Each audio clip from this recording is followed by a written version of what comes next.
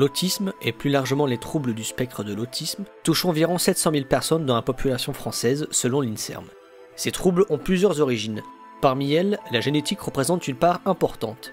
C'est le résultat des nombreux travaux de recherche menés ces dernières années, comme ceux de l'équipe de neurobiologistes et généticiens de l'Institut Pasteur.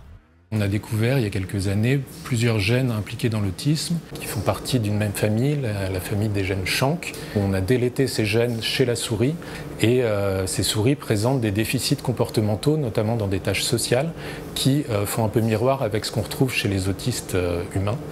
Et elles ont aussi des comportements répétitifs qui sont caractéristiques aussi du spectre autistique. En fait, ces mutations altèrent la communication cérébrale, car elles agissent sur les points de contact entre les neurones, là où circule l'information nerveuse. Pour mieux comprendre ce phénomène, les scientifiques veulent s'appuyer sur ces souris porteuses d'une mutation génétique identifiée chez des patients autistes.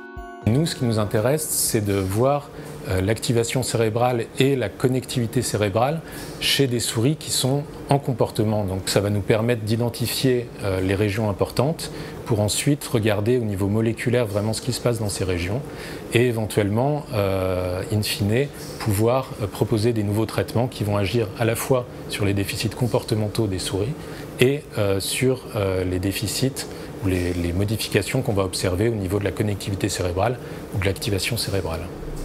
Mais les neurobiologistes de l'Institut Pasteur ne disposaient pas des outils pour observer le cerveau des souris éveillées et en mouvement. Ils ont donc collaboré avec les chercheurs du laboratoire physique pour la médecine de l'INSERM, spécialisé en imagerie biomédicale, pour mettre au point un système d'imagerie unique en son genre, un échographe ultra rapide. Ce qu'on va pouvoir détecter grâce à cette technologie, c'est les variations de volume sanguin. C'est-à-dire que si dans une zone du cerveau, on a une arrivée de sang, on va pouvoir la détecter et on va pouvoir, par exemple, la lier à un phénomène physiologique derrière et on va pouvoir ensuite l'interpréter. Avec cette machine-là, on peut aller jusqu'à 10 000 images par seconde et ça nous permet donc d'améliorer énormément la capacité d'imagerie et d'augmenter aussi la sensibilité et d'accéder à des phénomènes plus rapides comme les variations de volume sanguin dans les petits vaisseaux. Les données ultrasonores sont enregistrées en plaçant cette sonde échographique miniature sur la souris.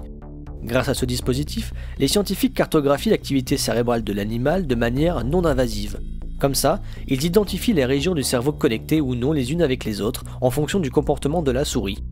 Pour l'instant, les premiers tests s'intéressent uniquement à l'activité cérébrale des souris au repos. On a obtenu des premiers résultats qui sont pour le moment très préliminaires, mais on a observé une déconnexion entre le côté droit et le côté gauche du cerveau dans une structure particulière qui est le thalamus, qui est une structure qui est connue pour être impliquée dans les effets cognitifs et sociaux notamment, mais ça reste à être confirmé dans plus d'expériences et aussi il nous reste à découvrir d'autres régions potentiellement affectées. La prochaine étape consistera à étudier des souris en mouvement. Au final, ce projet va permettre une meilleure compréhension des altérations cérébrales chez des personnes atteintes du trouble du spectre de l'autisme pour améliorer leur prise en charge.